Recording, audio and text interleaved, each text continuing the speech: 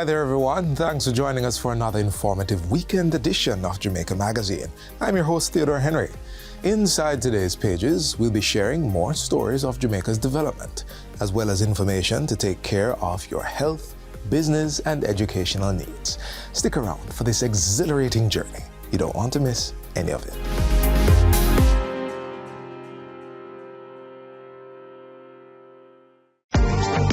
Public passenger vehicle operators and commercial carriers, renew your road license online. It's as easy as 1-2 click. Visit the Transport Authority website at www.ta.org.jm. Choose your license type and click Apply Now. Sign in or create an account with your email address and complete the application process, uploading all relevant documents. Make payment using a debit or credit card. Once your application is approved, the Transport Authority will email you to collect your sticker. Pick up your sticker in office or utilize our courier service. Once the sticker is collected, your digital road license will be emailed to you. For more information, call the Transport Authority toll-free at 888-991-5687. Thanks again for joining us. Redevelopment of the UHWI is gathering momentum as Phase 1 of the development project commences.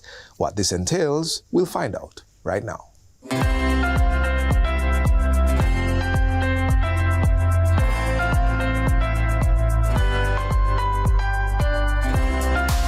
On February 20, 2024, a $278 million contract was signed and stakeholders broke ground.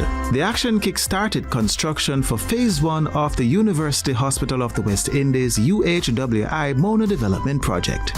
This rerouting will commence right away. You will see heavy equipment on this premises here, and you will see some of these older buildings being demolished. So where we're standing here now will become a part of that process of the ring road renewal, plus demolition of all these buildings behind us to clear way for a greenfield site. The start of the process of building a new infrastructure, physical infrastructure, which will create a more enabling physical environment to facilitate transformation. Heading off the electrical grid, portable water supply, sewage network, and the information communication technology ICT infrastructure are among the critical works planned. This major development project at the UHWI will include the construction of a new 6-story building with patient wards, accommodating 58 additional bed spaces and 35 neonatal cots. It will also make space for 7 operating theaters, and new medical equipment will be purchased. We're almost at the end of the final internal designs, at which point we will go to market for a contractor and begin the process of selecting and finalizing plans to break ground for that facility. That facility is going to signal another big effort at renewal of our infrastructure. There's nothing called third world medicine. Wherever in the world you are, if you, let's say, have an unfortunate heart attack, then the standard of care should remain the same. And so we as a university believe that not only should we be teaching the techniques to manage these patients, but that we should also lead, and we should be on the forefront wherever the technology in the world is. We're going to have to invest more through research and applied research around prevention and helping to restore people in an economic space as they are afflicted or affected by ailments. And then the sustainability component. So all of these we expect should flow from what we're doing here. Over the years, the UHWI stayed true to its commitment to excellence, despite facing challenges stemming from aging infrastructure. Today, we acknowledge the pressing need for modernization and expansion to align contemporary healthcare standards and to address the growing demands of our population. The current hospital infrastructure, with its aging buildings and inefficient layout, and I stress that, aging buildings and inefficient layout, The proposed redevelopment aims to address these challenges by modernizing facilities, enhancing departmental synergy, and expanding critical care services. The incorporation of modern technologies and the provision of state-of-the-art facilities will further elevate the hospital status and capabilities, ensuring that the UHWI remains a center of excellence in the region.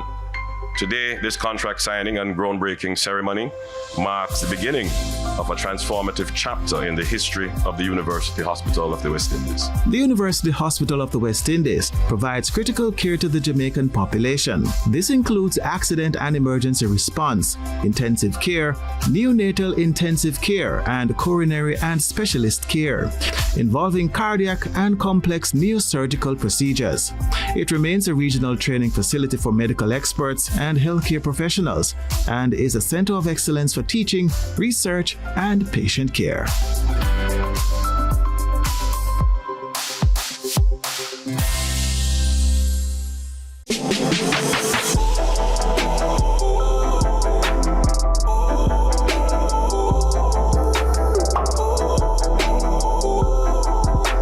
Out of many, let us all unite. We are one people that will win this fight. Strong against corruption, yeah, this is right. So we should all unite and commit to the fight against corruption, that's the mission. Out of many, one people, there is no division. Seen it clearly, integrity is the vision. Only good can come from a nation that's filled with ambition. It's a must we facilitate growth, cause we want our children's future to be filled with hope. Out of many, let's all unite. A message from the Integrity Commission. Growth and development of the economy and societal upliftment are driven, in part, by investments in infrastructure. Government is taking the lead on this, and in our next feature, the Minister responsible for Finance and Public Service outlines plans for an $80 billion spend on capital development projects this fiscal year.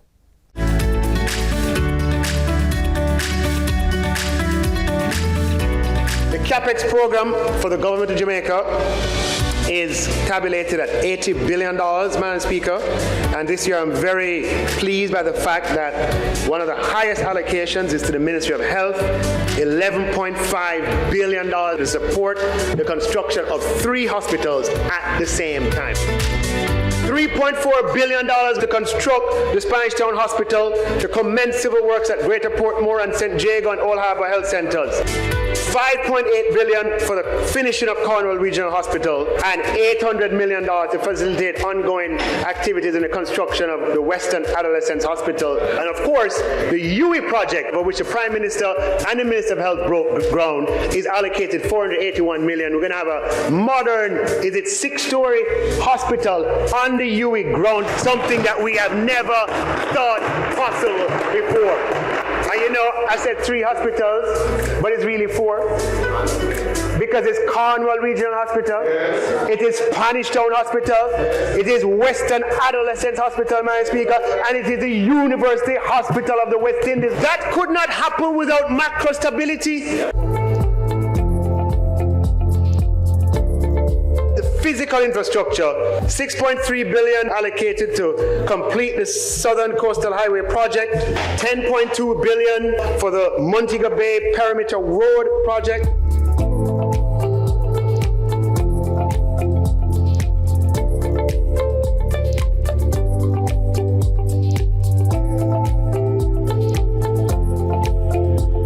And very excitingly, as we move to national security, we will be allocating $882 million to commence construction works on the Westmoreland Police Divisional Headquarters. This is the Westmoreland Police Divisional Headquarters that will be under construction this year. $990 million for the St. Catherine North Police Divisional Headquarters at the same time.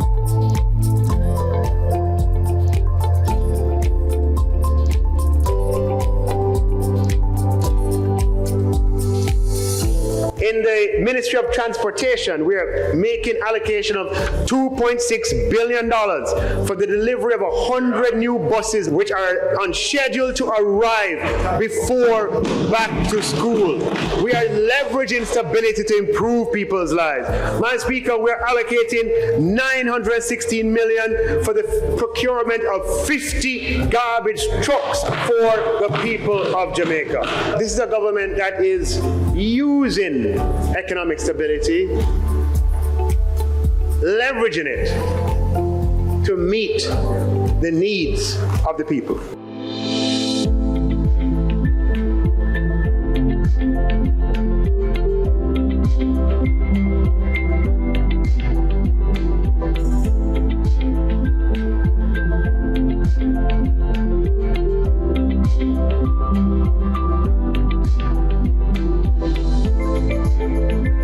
A government that listens, responds, and acts. We have heard from the citizens of Jamaica, poll after poll places the conditions of the roads at near the top of the list of priorities. We share the shared prosperity through Accelerated Improvement Program, SPARK, and we said from then a $40 billion allocation across 2 fiscal years. There's never been a larger road rehabilitation program financed with Jamaica's funds. Spoke about it last year, and I'm pleased to announce that we have made the allocation this year. In the capital budget, we have allocated $20 billion for the implementation of the SPARK program to address the conditions of roads in Jamaica. We have an allocation expecting new public investments to be approved for implementation during the year. But to give us the best chance of executing capital expenditure at the budgeted level, we will be revising, amending, optimizing our procurement and public investment processes. We won't stop there in attempting to maximize the use of CapEx space.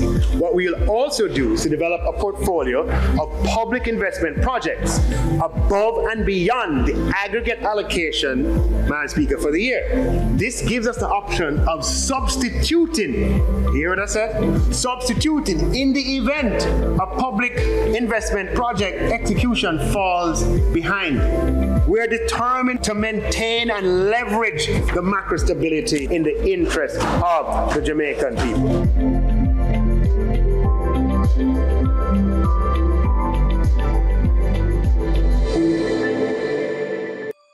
Apply to the Heart NSTA Trust.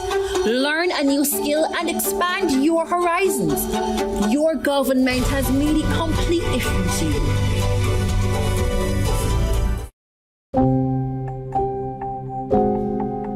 What are you doing about antimicrobial resistance? Antibiotic resistance is recognized by the World Health Organization as one of the top 10 public health threats facing the world. Misuse of antibiotics has given rise to this global crisis. But there's hope.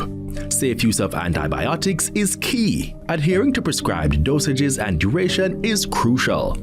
Use of organic acids and probiotics can help to solve infection risks and reduce the use of antimicrobials in animals. Remember, reducing antimicrobial resistance is everybody's business.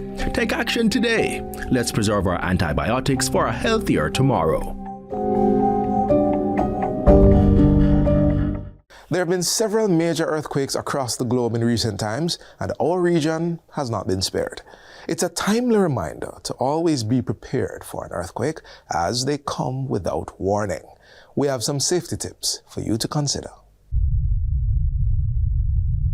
When an earthquake strikes, it can cause disruption of electricity and communications, infrastructural damage, serious injuries and fatalities, as well as lingering emotional trauma.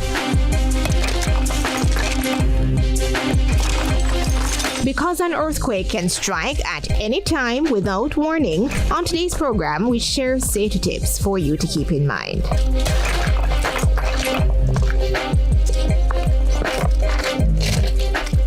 It is very important to know what to do before, during, and after an earthquake to ensure we stay safe. Before an earthquake occurs, an emergency response plan should be in place, which should be understood by all occupants of a building or institution. It's also important to select safety wardens to manage the movement of personnel inside and outside of a building and to check the building before re-entry. Safety wardens should also conduct periodic earthquake drills to ensure everyone is clear about what to do when a disaster takes place. Another tip is to identify safe spots at home, work, and frequently visited locations. These spots include under sturdy tables or desks, structurally sound or strongly supported doorways, and inside of a small room or hallway. Parents and guardians are also encouraged to talk to their children about natural disasters and steps they should take to protect themselves. It's very important that our teachers and our parents have this conversation with our children. This is a very important practice that we should develop in our children. And indeed, right across our public and private sector, it is a requirement that you have safety wardens appointed in your institutions. You should now be carrying out your drills and being prepared. Whenever an earthquake occurs, it normally stirs up strong feelings amongst persons who experience it.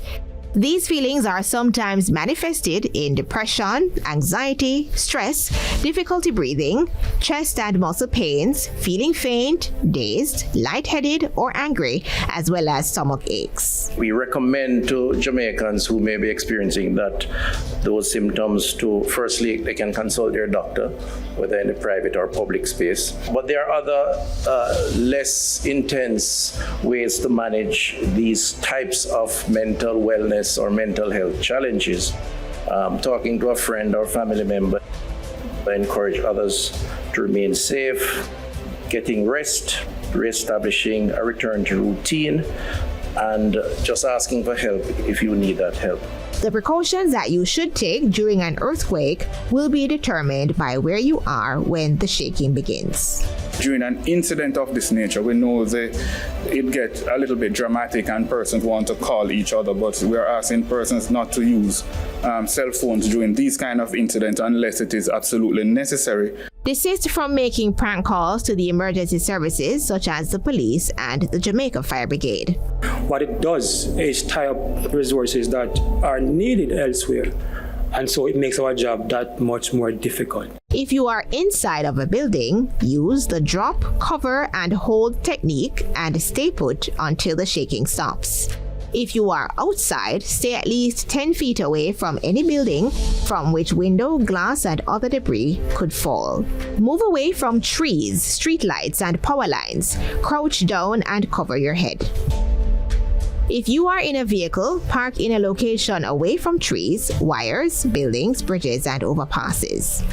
Stay where you are with your safety belt fastened until the earthquake is over. Never stop under or on a bridge. Be patient, be courteous, obey road traffic regulations, follow the directions of the police, yield immediately to emergency vehicles, and do not block intersections.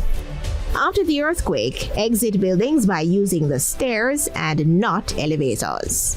Inspect buildings for cracks, shifts in pillars, posts, and other beams and structural members, and seek a professional assessment if there is any damage. And also to ensure that you're checking for leaks, especially gas leaks, if you have gas lines running through your homes. For more information about what to do before, during, and after an earthquake, visit the ODPEM's website at odpem.org.jm.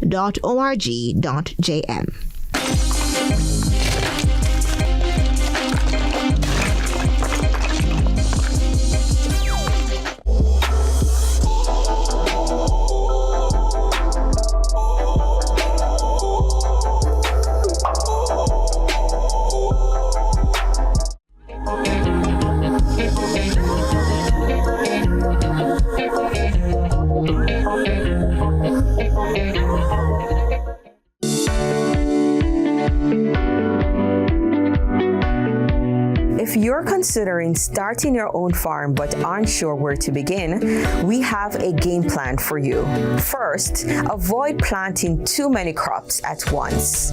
Simple put, don't bite off more than you can chew. You don't want to plant your crop and then struggle to care for and preserve it. Therefore, get in touch with your local extension officer, since they can give you the technical guidance you need to have a successful crop life.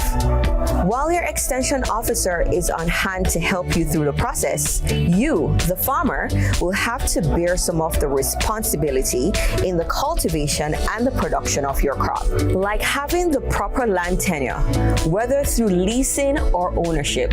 Appropriate property access is key, and store your products properly, ensuring tools, pesticides, and fertilizers are kept in different areas. Also, there are several pertinent questions to ask yourself. Do you have the right equipment and tools for the purpose of cultivation? What about cash flow to take care of the crop from planting to harvesting? Okay, that's covered. Do you have access to labor, proper restroom, and first aid facilities for your workers? For the new farmers who have not started plantation, we're encouraging you to get registered at our RADA offices and get on board because we need your input.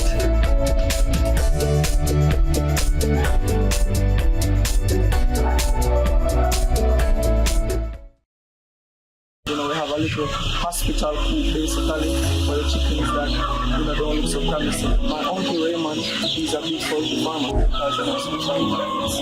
new marketing tool basically. Hi, my name is Cleo Jones and this is my story.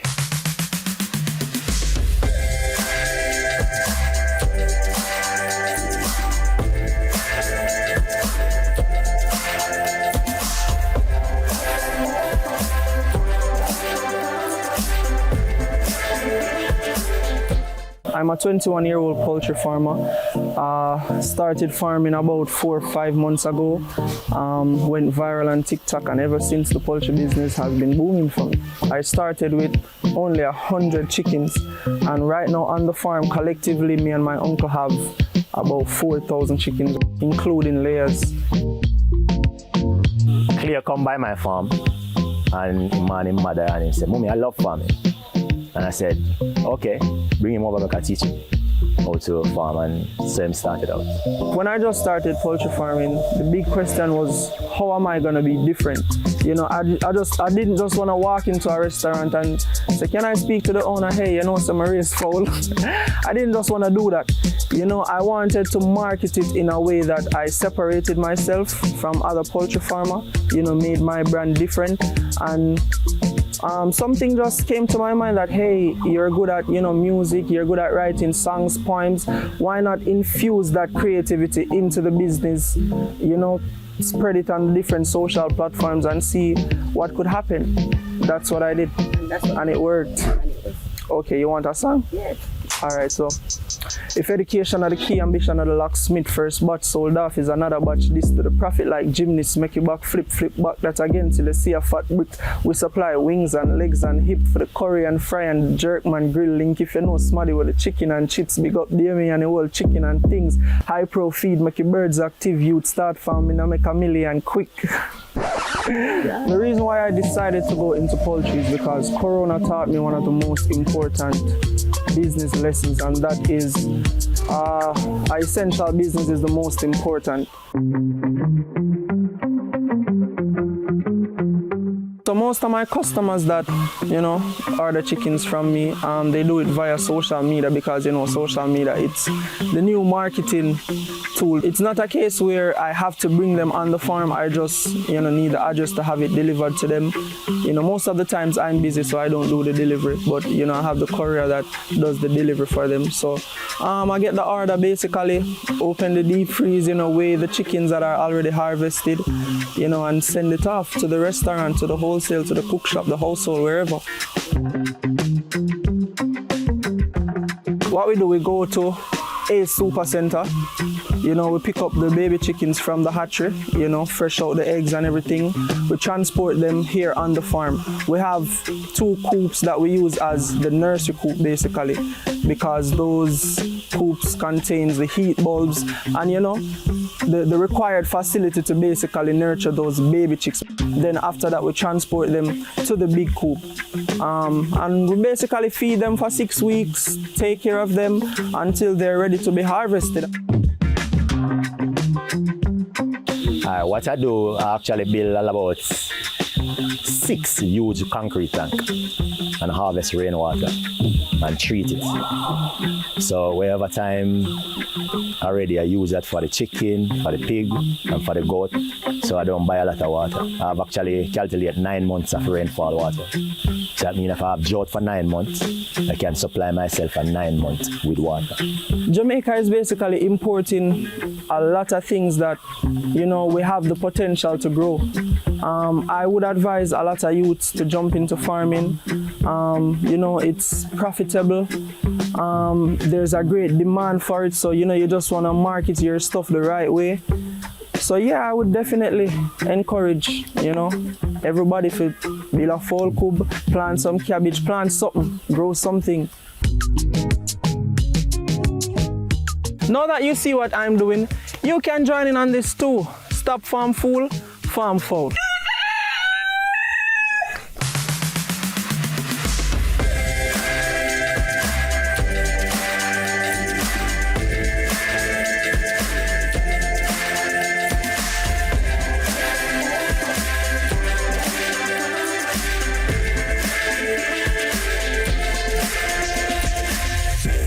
As we approach the end of our half-hour Jamaica Magazine programming, we'll pull your attention to the classroom, where children and teachers share their views on motivation and support techniques for success.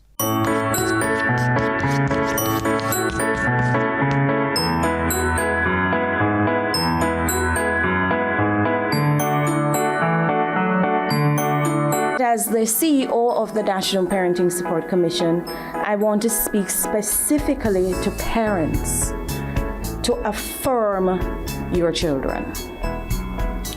A, acknowledge. In other words, recognize your child's importance.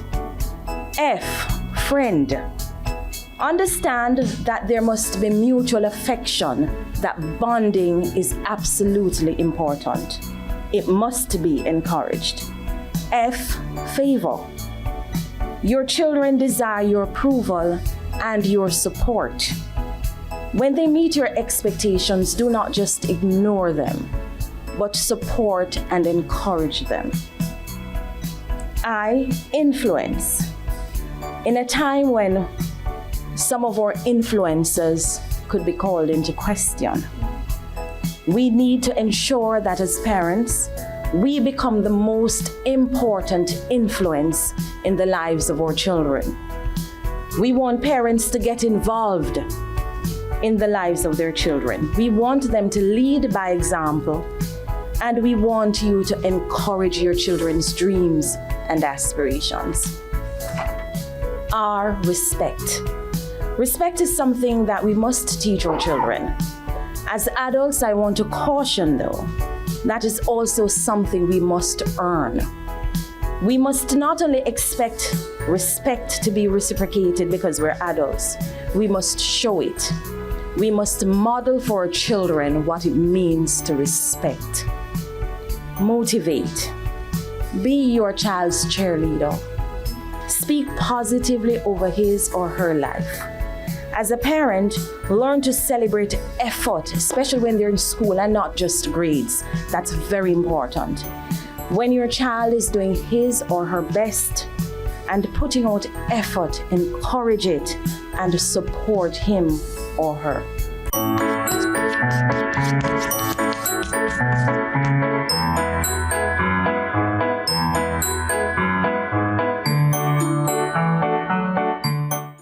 This is where we leave you on today's edition of Jamaica Magazine. Be here on this station tomorrow for more information you can use to transform your life. Until then, visit our website, jis.gov.jm for this and other offerings. On behalf of the entire production team, I'm Theodore Henry. Remember, live good and take care.